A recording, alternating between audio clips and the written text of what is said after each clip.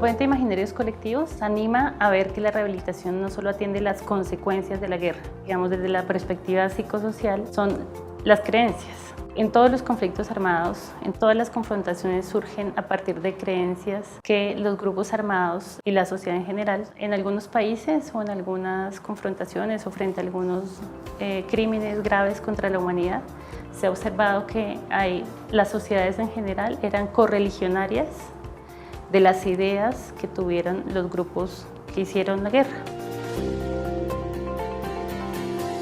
Imaginarios Colectivos lo que busca, digamos, trabajar esas ideas que se han depositado en la mente colectiva o que están existiendo en la mente colectiva como fe ciega, a tal punto de justificar que para eso se tenga que eliminar al otro. Los colombianos tenemos cierta tendencia a resolver a través de la muerte muchas cosas.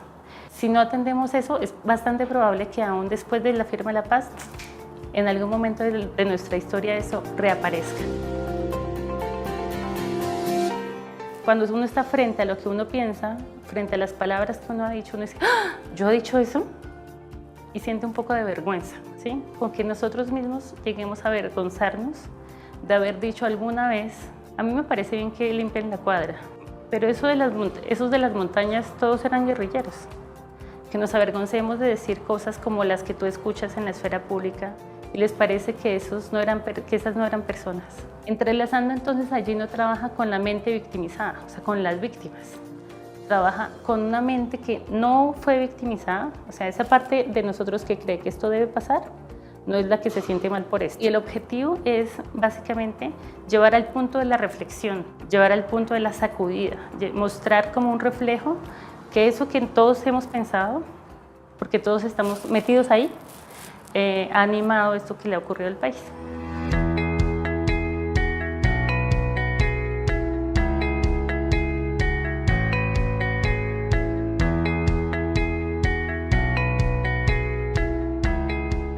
La propaganda hace que uno generalice que la idea del enemigo, que ciertas personas son el enemigo y estaba bien que las asesinaran, ¿sí?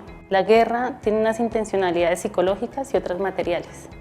Cuando piensan las guerras, la intencionalidad psicológica de la guerra siempre se hace buscando que respalden y validen que esas cosas ocurran. Por eso los ejércitos que están en confrontación siempre recurren a la propaganda para, digamos, permear la mente de la sociedad y animar que las cosas ocurran. Entrelazando, lleve a las mentes colectivas a relativizar esto, a relativizar la noción del enemigo y a ver que incluso los que hicieron con las manos la guerra son personas. Lo que buscan Imaginarios Colectivos es reversar un poco el efecto que tuvo eso. Es una tarea difícil porque es ir en contra de una intencionalidad que no es material, o sea, no fue la del uso de las armas, ¿sí? Implica modificar unas cosas que no son tan tangibles.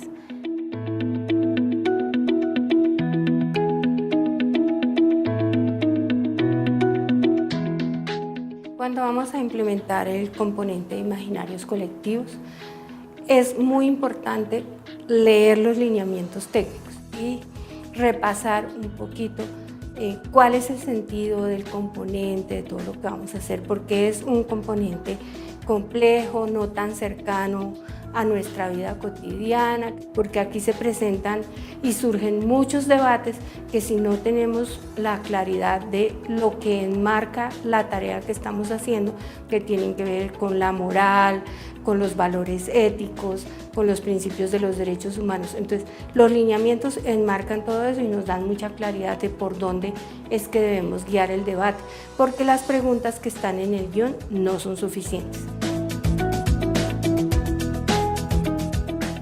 Lo segundo, tenemos que volver a repasar el guión. Todos los guiones metodológicos de Entrelazando son para hacerlos paso a paso, pero en este componente, como en duelos, debemos ceñirnos mucho más a las instrucciones que están ahí, porque si pasamos una por alto, entonces se nos daña el proceso que hacen las comunidades de vivir la experiencia, de saber lo que es la discriminación, de hacerla y de reconocerla. Entonces, si nos saltamos uno que otro pasito, una que otra instrucción, se nos va a enredar la reflexión y poder llegar al punto que queremos que lleguen las comunidades, de hacer su clic, de poder hacer, de decir, ah, sí, yo también he participado de eso, yo también he discriminado, yo también he compartido eso, de esas formas de pensamiento, y poder llegar al momento de hacer la reflexión y sentir vergüenza de haber pensado así. El tercer paso es leerse cuidadosamente el diagnóstico del daño de esa comunidad con la que vamos a trabajar, porque en ese diagnóstico del daño es donde están los imaginarios colectivos que tendríamos que trabajar con esta comunidad en particular, o sobre los cuales tendríamos que poner un acento, y esos los vamos a utilizar para una de las actividades del guión del segundo día. Entonces tenemos que llevarlos impresos o llevarlos escritos y ponerlos en el cartel. Este componente, como en todos, es imprescindible: leer el diagnóstico del daño y de ahí sacar esos imaginarios que en particular detectamos que eran resultado del daño del conflicto.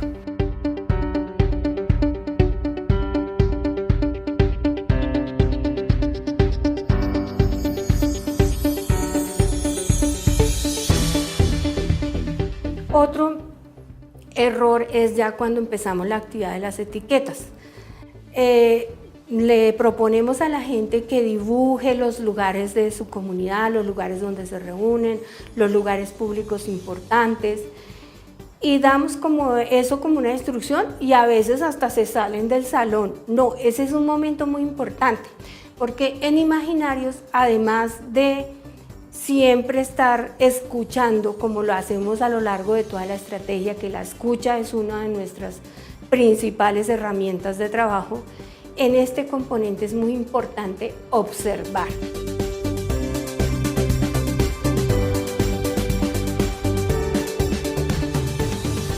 En imaginarios colectivos, como en toda la estrategia, hay unas líneas generales de acción sin daño que todos los entrelazadoras y entrelazadores conocen, las generales, pero en imaginarios colectivos debemos tener presente como dos ideas principales. Una, que todos tenemos nuestros propios imaginarios. Entonces, el principal elemento de acción sin daño es que nosotras mismas, como facilitadoras, hagamos la reflexión acerca de aquellas ideas que a nosotros nos repugnan en nuestra sociedad, aquellas cosas que cuestionan nuestros morales particulares, nuestras propias creencias de fe o de ideología política, para ir con una mente abierta. Pero eso se complementa con el segundo elemento de acción sin daño, y es que nosotros tampoco vamos a ir a atropellar las creencias particulares que tienen las comunidades. Entonces, muchas veces en nuestros grupos de tejedores y tejedoras tenemos personas que pertenecen a determinados credos religiosos, y entonces cuando hacemos este ejercicio de imaginarios nos hacen reclamos. Bueno, pero es que entonces ahora yo voy a tener que aceptar que la homosexualidad es buena cuando mi religión me lo prohíbe y me dice que es un pecado. Entonces tenemos que tener bien claro de que las personas tienen derecho a tener sus propias ideas acerca de lo moralmente correcto, pero que por encima de esas morales particulares está el respeto a los derechos humanos.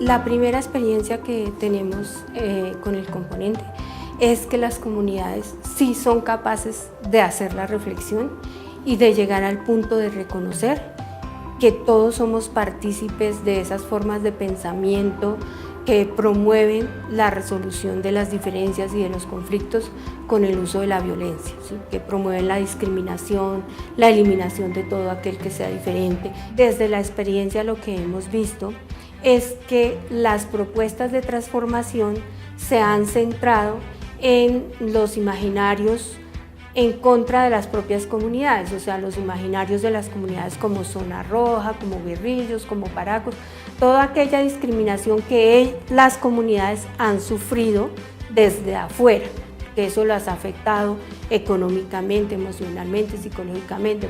La respuesta de las comunidades se ha centrado en esos imaginarios para recuperar su buen nombre, para la desestigmatización de la comunidad.